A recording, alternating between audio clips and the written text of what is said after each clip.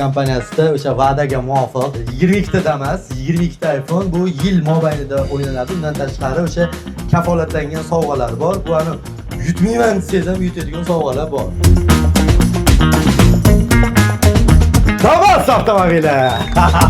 Mono elektrikni 2 karra g'olibi Ilyos akamizni men sahnaga taklif qilaman. Bu telefon sizga. Olqishlar va Damas avtomobili.